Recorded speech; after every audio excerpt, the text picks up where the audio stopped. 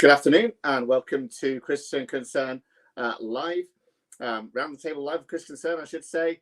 And the big story this week has been the story of the Christian chaplain who was lost his job and reported to the terrorist watchdog for preaching a sermon on tolerance. And I'm delighted to say we've got him here with us today. If he could be brought on. Good afternoon. Hi. Very nice to see you, Bernard. Thank you for joining us so much, and look forward to hearing more about your story as we go on today. And we've also got Andrea Williams, Chief Executive of Christian Concern, online as well. Hi, Andrea. Hi there. Great to be with you, and really great to be with Bernard as well. And it's been amazing this past week to see Bernard have the opportunity to speak about what's happened to him across the world on so many platforms. And also, as a result of this case, for people some that are really beginning to wake up to what is happening. And it's been wonderful to see Bernard firmly in the public discourse in this past week. So it's great to have Bernard with us. And of course, I'm delighted that we, at the Christian Legal Centre, our legal arm here at Christian Concern, have been able to support Bernard through this process so far. It's not yet over, but we continue to pray. We're really praying for justice, and we would love our supporters to really, once this kind of moment of media strength is past, when it goes quiet again, please make sure that Bernard and we are on your lists to continue to pray for justice into this case. Absolutely. Well, so Bernard, thank you so much for joining us, and thank you for your stand. And wow, I bet you never expected a sermon to go all around the world and be printed in full in the Mail on Sunday and so on. It's quite extraordinary. It is the most amazing thing, and I wish it had happened in happier circumstances, obviously. But yeah, the privilege of being able to say something about the value of Christian truth, the value of truth, full stop, really. And for me, that actually ends up leading anybody who wants truth. It leads them towards God and to Jesus, the way, the truth, and the life. It's a great privilege and a ministry I've been given, I suppose. I have to see it like that, and so I accept it for what it is. Well, I think that's right. I think God's thrown this on you, hasn't he? God's giving you this opportunity to stand up and expose some of what's happening. But Bernard, can I sort of ask you a bit about your background? How did you come to faith and get into this position there in the short time, if you've got that? But tell us about your background. Well, I grew up in a church family. My dad was a vicar, now retired, and his dad was a vicar, and my mum's dad was a vicar, and so it was sort of inevitable in a sense. That said, I've got two brothers, neither of whom ever stepped foot in the church for any reason whatsoever.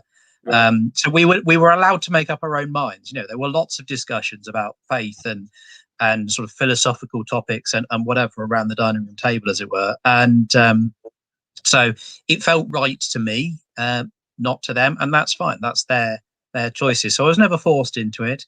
But I've grown up in the faith. It's always been part of my life. But as you go through life, you reaffirm your faith at various stages. Going to university, studying philosophy, and the sort of metaphysics, and do we have souls, and that kind of question being discussed. And I was the one person in the class saying, yes, I believe in souls. I think actually there is something about humans that is distinctive, and being made to think about it at various stages like that, you reground and reaffirm your faith, and you own it as your own repeatedly over the years. So that's sort of where I've come from. And I went to university, various degrees. I was doing classics and ancient history, and in the midst of doing a PhD, felt the vocation to ministry, tested that with the Church of England, and they ordained me. So, and I've been ministering since. And then you became chaplain of a college in Cambridge University as well, is that right? That's right. I was a chaplain at Christ's College in Cambridge for 4 years. That was sort of a fixed term post, so it was just the way that worked. And then after that ended, or as that was ending, I applied to Trent College here in Long Eaton, and they offered me the post, and that was, you know, a really good opportunity, as I saw it, to minister to young people exploring the world, exploring faith and spirituality, and do a bit of teaching as well, with a sort of younger age group than I'd worked with before. Is that what attracted you to the job? I mean, what's the job description of a chaplain at a school like that? Well, every school chaplain is going to be a bit different. There's no sort of fixed way of doing it. Different schools, different chaplains. But I mean, the way it was described in the sort of job advert was to be parish priest to the school community, pupils, staff, parents, and so on. And sort of that drew me in. And the sense that you can make a difference to young people's lives in a world which is full of secular notions, to be able to then say, you know, here is the Christian message. Here are some Christian ways of thinking about the world, without necessarily saying be Christian, but here's how Christianity over, you know, 2,000 years has dealt with the interaction of what it means to be human. How do we live in the world? So that's been a real privilege to have a chance to do that, and to help sort of plant those seeds of real thinking and attention to the other side of human existence, not just the material. That's what it's about. Great. So what happened here with this story is this group, Educate and Celebrate, came into your school. Was it actually Ellie Barnes who came into your school? It was. That's right. Yes. It was. I think we've got a clip, have we, that we can show of Ellie Barnes saying something. If people can show that for us, that'd be really helpful. Because the whole concept of Educate and Celebrate is to treat everyone equally and fairly, and really the bottom line is to completely smash heteronormativity. That's what we want to do, so our kids can grow up and be who they are, because we are all more productive and we are all so much happier when we can be ourselves. So we totally encourage intersectional ways of teaching, lots of pedagogies around usualising, so making LGBT plus people an everyday occurrence within the school, and that can come through by simply teachers being out, it can come through the curriculum, it can come through what you're putting on the walls, so in the environment, and how you're engaging with your community. I think for us, the only hope is that this can go international and can really get to the countries that seriously need to start being LGBT plus inclusive. Well, that was the lady that came into your school, was it, Bernard? That's right. Yes. Came and did training for the staff. And why did your school invite her and that organisation, do you think? Well, the honest answer is I wish I knew. I think there may have been one or two people in the sort of senior leadership team who are very much in favour of the sort of approach that Ellie Barnes takes to these topics, and thought the school should do it as well. But I was not part of the discussions about inviting them, despite the fact that, you know, as touching on the values of the school, I would have thought in a Christian school, the chaplain might be worth a word about this is what we're thinking about. Any thoughts? And certainly when the training happened, I went straight away afterwards and said, there are some problems with this. So some of it's fine. It's not all problematic, but there are some difficulties with the sort of the ideological background to what's going on here. And I want to be part of the discussion about what we do or don't implement in that process. Can I just interject quickly on this, because I think it's very interesting that groups such as Educate and Celebrate, or Stonewall champion schools have had such powerful infiltration into schools, even into as low down as nursery schools. I mean, from the very beginning, right up until sixth form level. And I think that you mentioned there that there are maybe a couple of individuals that really were getting behind Educate and Celebrate in the school. And so I think one of the things I want to encourage people to be thinking about, Christians to be thinking about, is taking up strategic positions in the school where there is an impact around who it is that's able to come in and deliver this kind of material, who delivers RSE. So we need to be thinking about how we fill HR positions, how we feel school governor boards. We need to be in there in the conversation. And as Bernard Randall just said, you would think that the school chaplain would be in those conversations, and we need that people to be supporting the chaplains in our schools, encouraging senior staff team around the role of the chaplain, making chaplaincy central to the school and its well-being. So I think I just want to say these are strategic positions, and I think sometimes we've vacated them as if they're not. And it's really important that we get Christians into the discussions and understanding what it is that's coming into the schools. So, Bernard, you may not be aware, but they've that clip we just showed has been taken down off YouTube now because of you, undoubtedly because of you. Yes. Interesting how they're sort of ashamed of it now, isn't it? What do you make of this phrase, smash heteronormativity? What do you think it means, or was it explained to you? Well, it wasn't really explained in the session. It was there was a little bit of discussion. Do you know what this means? And someone offered something along the lines of, "Oh, well, it's about boys playing with soldier toys and wearing blue, and girls having dolls and wearing pink and whatever." And Ellie Barnes sort of said, "Oh, yes, that's right." But it's so much bigger and deeper than anything like that. Heteronormativity. I mean, if you can do an internet search to find out some of the views about what it means, but it's basically the notion that it is normal for men and women to form relationships and be married, and that's the way society normally works. Hetero, the opposite sex relationship, is the basic thing in society, which, well, it just is, isn't it? I mean, the vast majority of people are heterosexual, and the vast majority of families will be heterosexual parents with their children, and that is normal in the sense of usual that happens. And because it's normal that's what happens, evolutionarily or biologically, or however you want to describe it, or in terms of God's plan for humanity, whatever description you want to give there, because it's normal to do it, people think it's morally required, and that's not quite true. But equally, ignore what biology or God's design for humanity. I want to be neutral about that, because both sides can agree that actually that's the way the world is.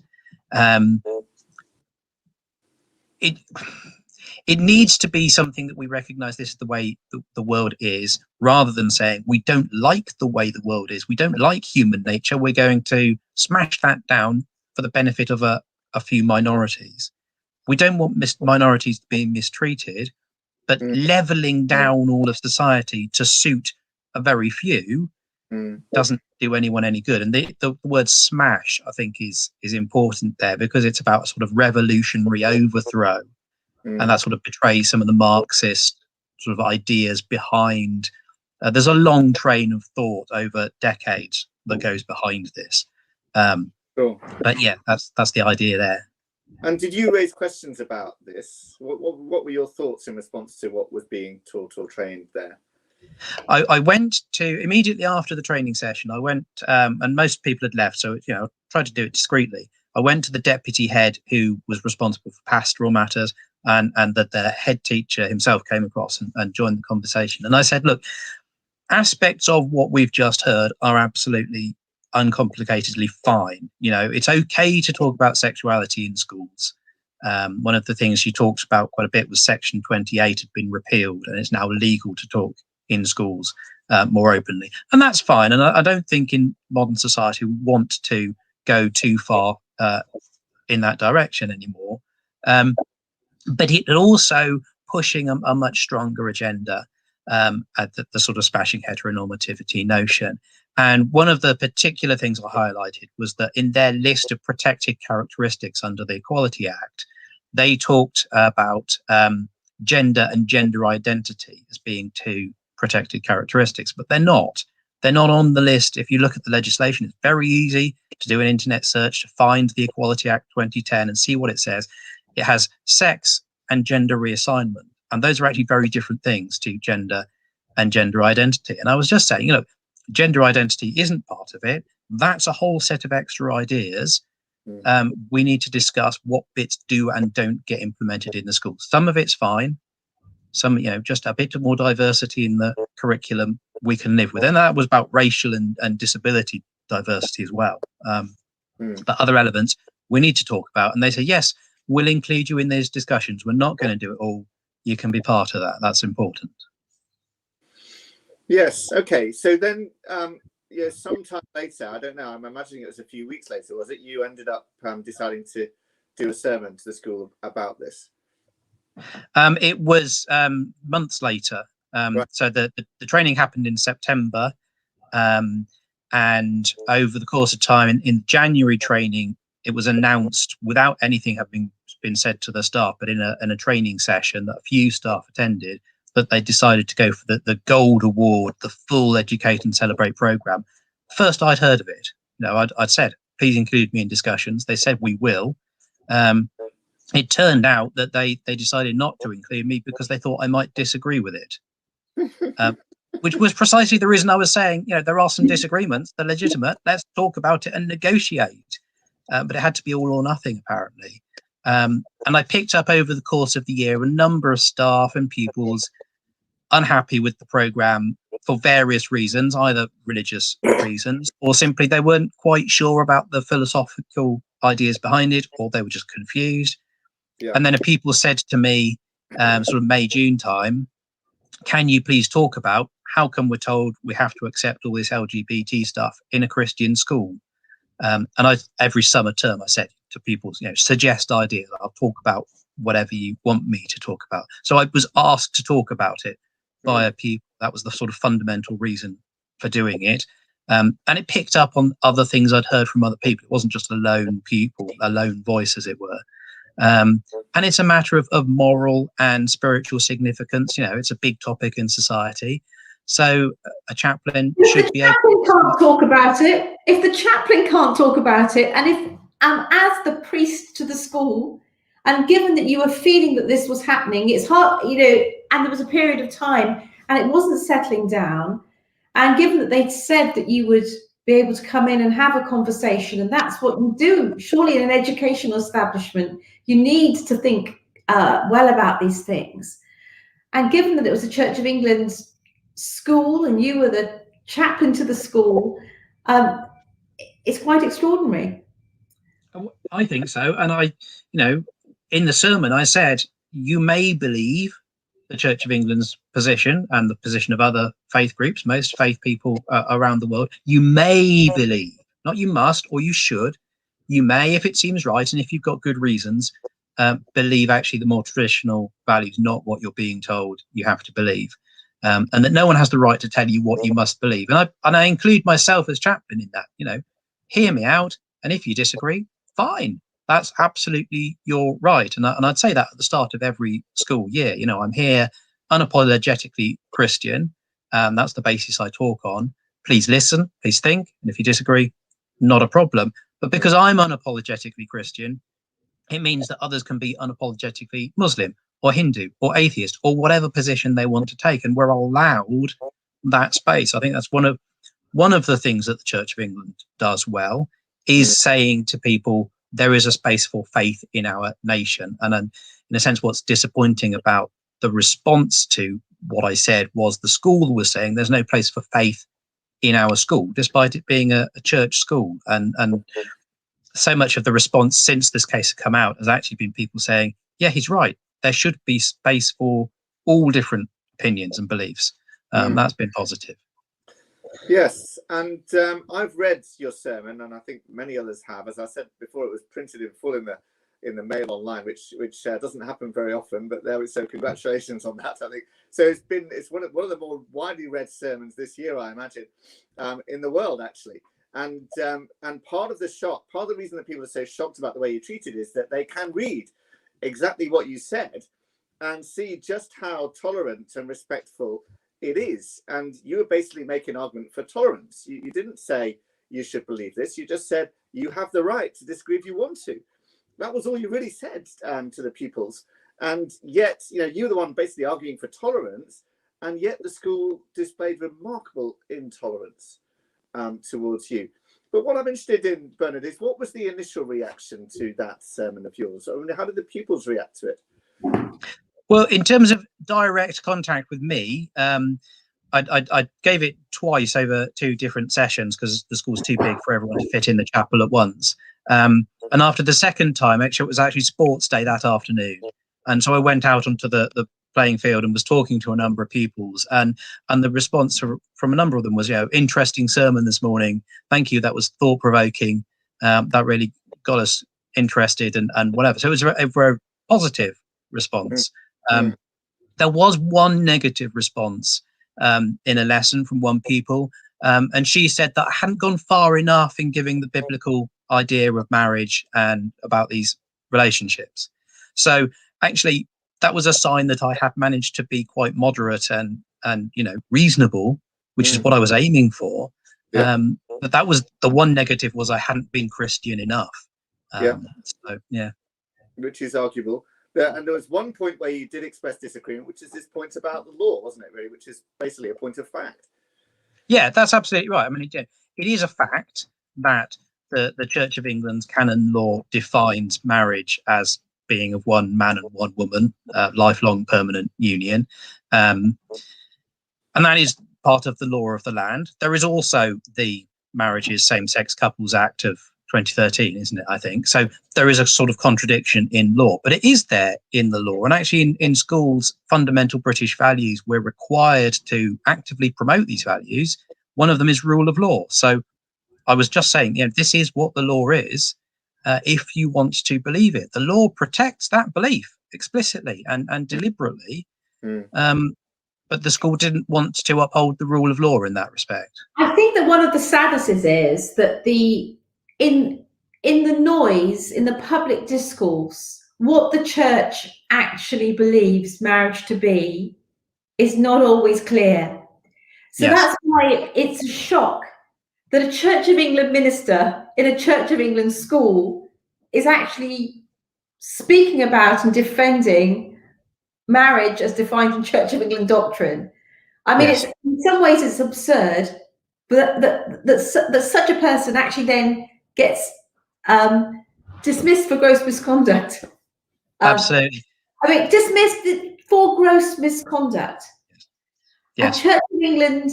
What was the gross misconduct? Let me understand that. I haven't understood this. What was the gross I had offended people. There was some suggestion of being discriminatory on the grounds of marriage, because I hadn't supported same-sex marriage sufficiently, and sexual discriminatory on sexual orientation. And the fact that speaking an opinion, an idea, cannot in itself be discrimination. Actions, how you treat a person can be, but actually just giving a viewpoint can never be. So it was that kind of idea, and that I hadn't upheld the policy of the school with regard to educate and celebrate. That was one of the things. The fact that there was never any written policy for me to uphold or disagree with was part of why on appeal I was reinstated, I think.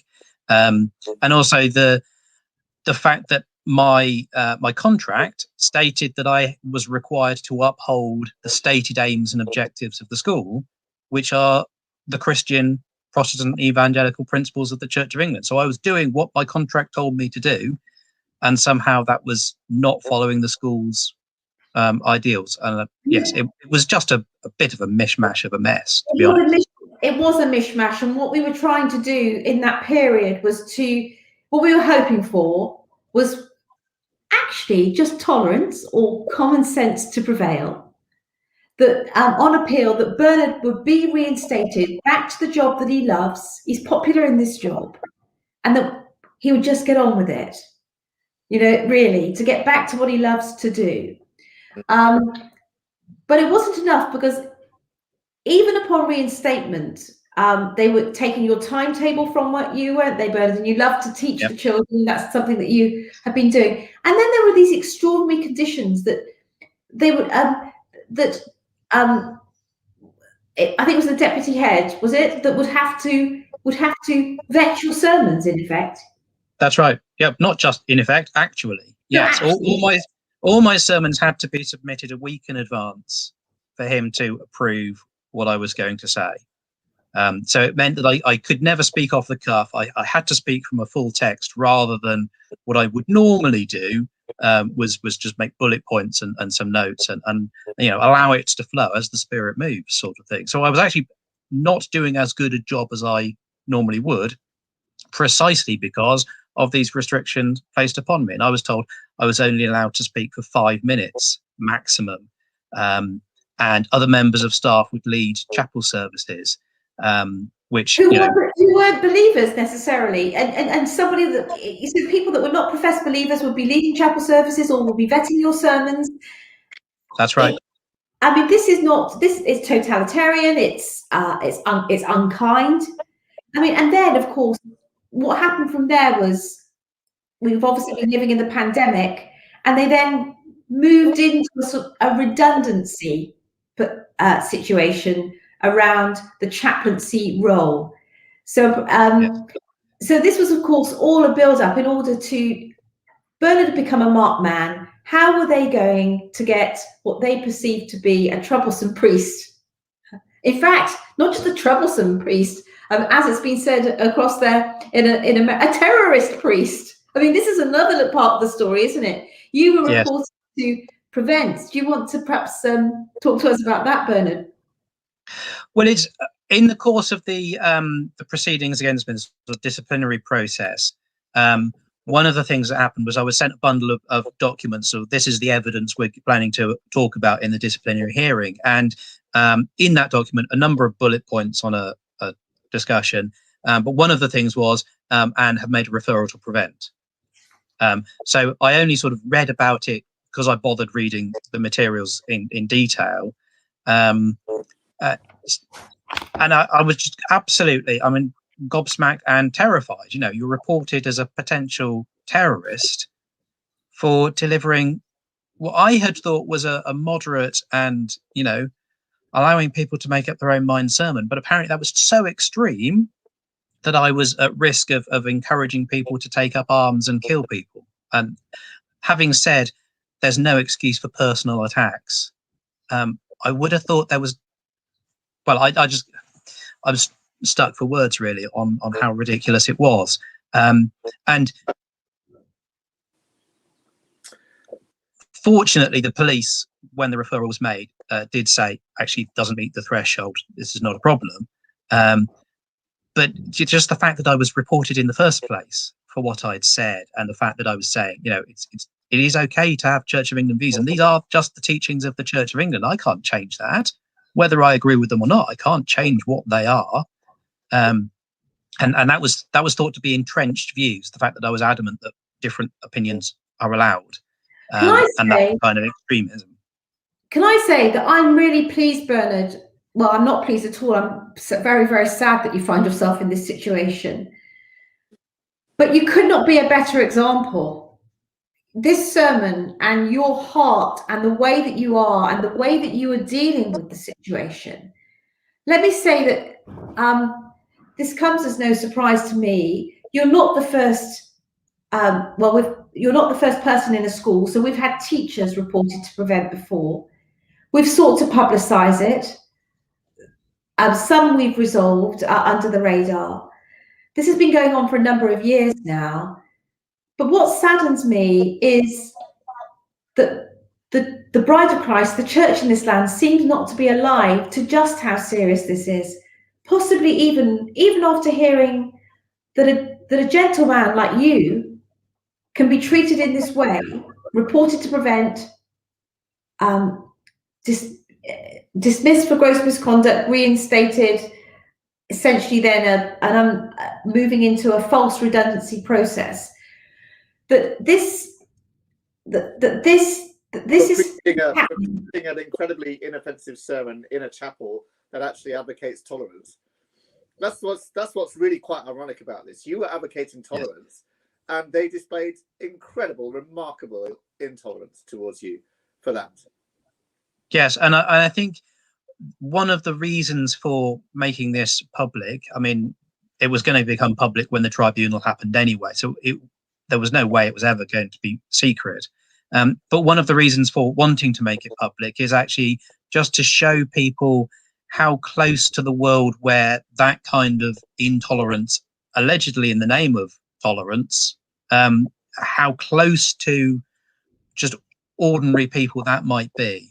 You know, I'm not some firebrand preacher. I'm not advocating extreme views. I'm saying make up your own mind. You can accept what people have believed for thousands of years, and that to be treated as so serious that it needs a prevent referral, even though the police in the end said it's not terrorist, and they did say, no, this is inappropriate in society. Church of England's views are inappropriate in society. Who said that? Prevent said that? That was the policeman who was the prevent officer for Derbyshire Police. Really? Said that. Yeah. And that it had been appropriate for this to be reported. That was also something that was in the minutes, wasn't it, Bernard? That it, yes. Although it didn't cross the threshold, it was appropriate for these things to have been reported, and that relevant authorities had taken a look at this. So it's not just the school. This had been passed to other bodies to take a look at, other as well, and everyone had thought that this was an appropriate course of action. Okay, so what we don't have here is a well, certainly for us at the Christian Legal Centre, it's not an isolated case, but also in this particular case, it's not that it was one rogue person coming against Bernard. It was an institution, a school institution, that had bought lock, stock and barrel into the educate and celebrate ideology. But then it was the external agencies that were saying, well done, school, you've done exactly the right thing. Because the Reverend Dr. Bernard Randall, well, he is someone that really believes this stuff. Yes, I believe in human rights, and I believe in respect and tolerance for people. I remember seeing somewhere on the papers as well that you're not going to change your mind, Bernard. And this is what makes you dangerous, because you're not going to change your mind. What about the Universal Declaration of Human Rights? No, I don't think I am. And Christianity. About Christianity, but you know, I'm going to be a moderate here and say I think that anybody in our society who thinks that we live in a tolerant, liberal society should be able to agree with what I said in terms of you may believe, you should respect those who disagree with you. I don't mind too much whether people agree or not with the church's teachings or with these other views that I said you may believe. That's for people to make up their own mind. That's exactly the point of what I was saying. But you're no longer allowed that freedom, it would seem, to speak these things. And yes, this is an extreme case, but who's going to be next? What's next down the stream in terms of this kind of thing happening, unless we take a stand? And I hope this is a chance for people to realize what could be coming if we don't take a stand. It's that is it Niemöller in the 1930s Germany talking about, you know, first they came for the communists and I didn't speak out because I wasn't a communist, and so on, and then they came for the Jews and I didn't speak out because I wasn't a Jew, and then they came for me and I didn't speak out, and there was no one left to speak out for me. It's that kind of thing, you know. Where are we willing to say enough is enough? We need to restore tolerant, liberal, secular values in which people of faith can hold their faith. Mm-hmm. So, can I just say in response to that as well, because that's a good point, the street preachers. I mean, there's a very fundamental tolerance principle here that people should be free. There should be freedom of speech on the streets. The preacher should be free to preach. So there's a massive amount of backlash against them and how they're preaching the gospel.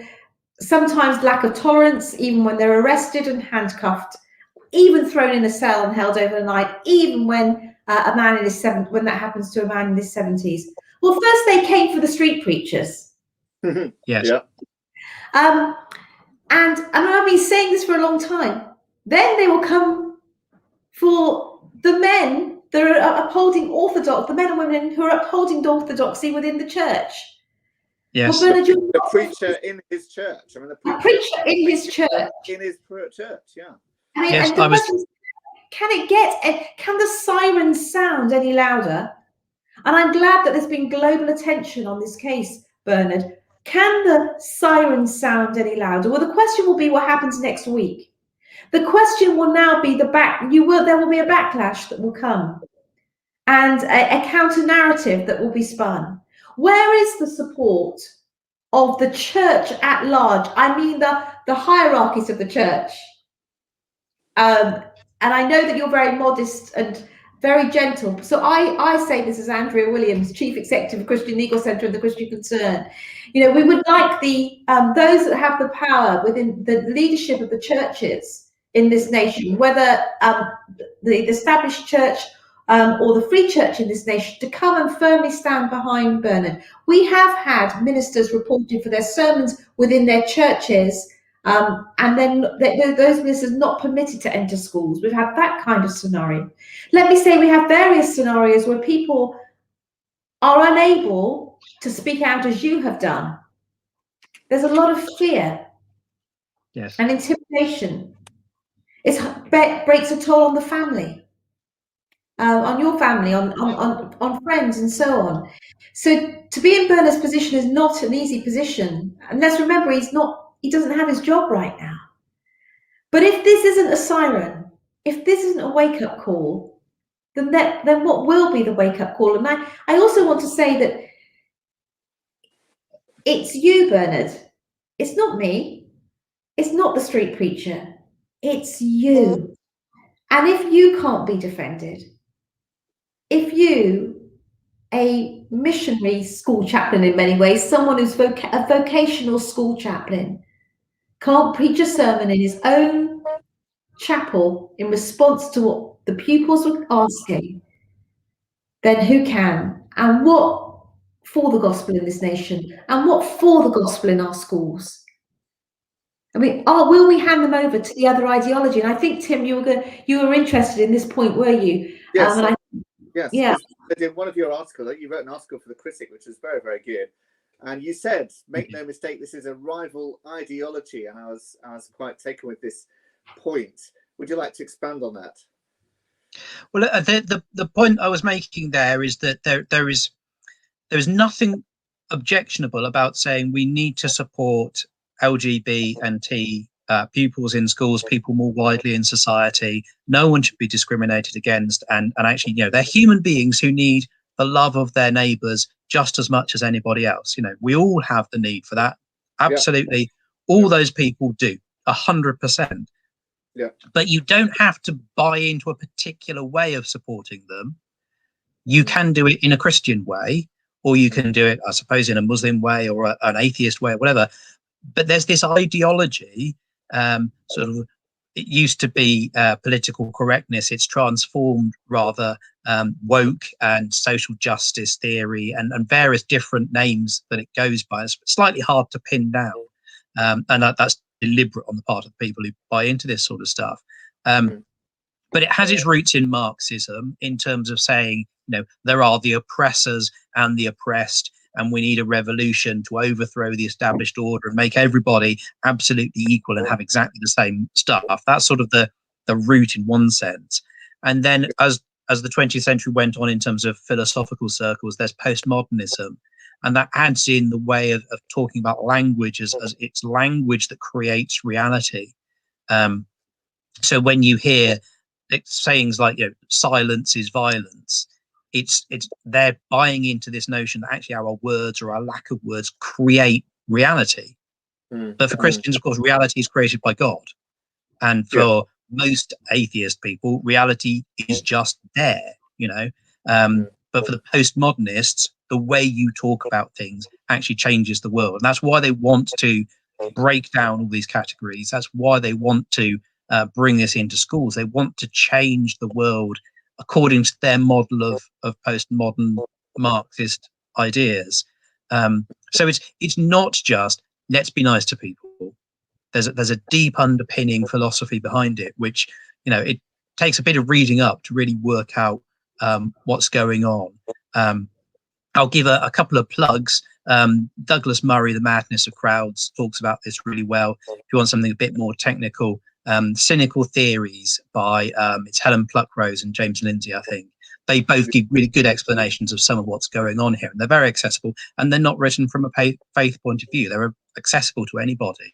So it's not just Christians saying this. I think that's the point I'm trying to make. So there's an ideology there, and the idea that Christians would want to buy into that, or indeed be forced to buy into that ideology, we should be saying no. And one of the things that Educate and Celebrate say about gender identity being a protected characteristic, that is a lie.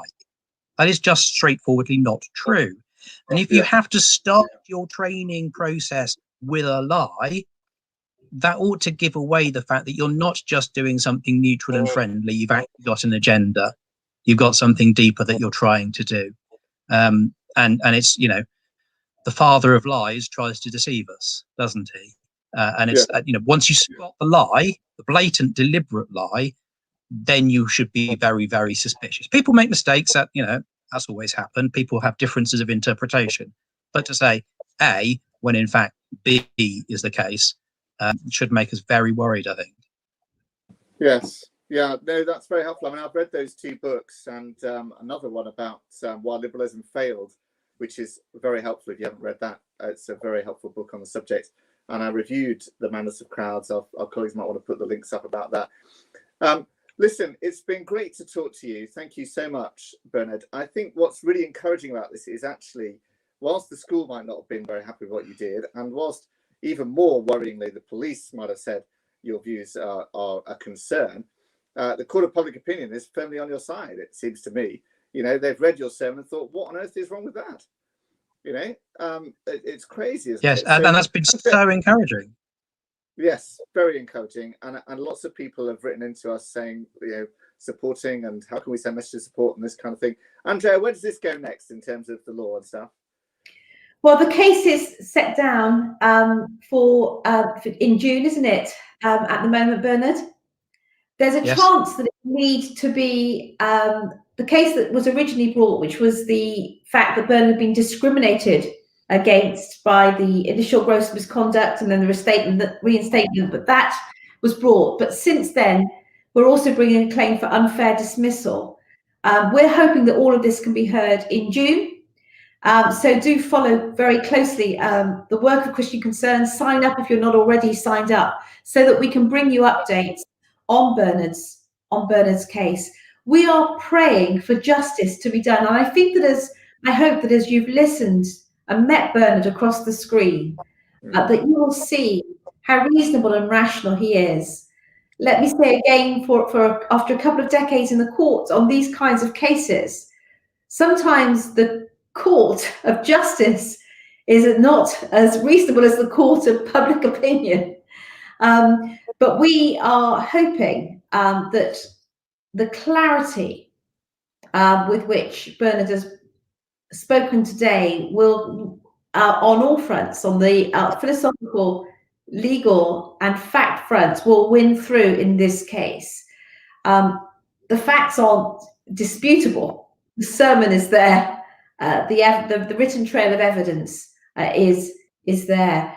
I thank God that Bernard has had the courage to fight back, that he didn't actually go out with a whimper. I can think that we can all see from meeting Bernard that he is a man of courage, and courage is the flower of conviction. And it's a conviction to speak wisely into the life of a school reasonably. And what a loss to the school, what a loss to the children. But what I do know is this, that God knows the end from the beginning. It's been absolutely wonderful to hear this Bernard's voice across the airwaves, to see that sermon printed. And I pray that there will be many more opportunities for Bernard as he speaks into this space and exposes the competing ideologies. So thank you, Bernard, for being there. Thank you for standing at this particular time. And can I just ask everyone who's watching today to really remember Bernard and us in prayer as this case comes along, but also that the case will go from strength to strength. Thank you. Fantastic. And thank you again. And thank you all for watching. And it's been great to connect with you. Do sign up for our emails and connect on YouTube, Facebook, and Twitter and Instagram. And look forward to chatting again next week. Thank you very much. Thank you.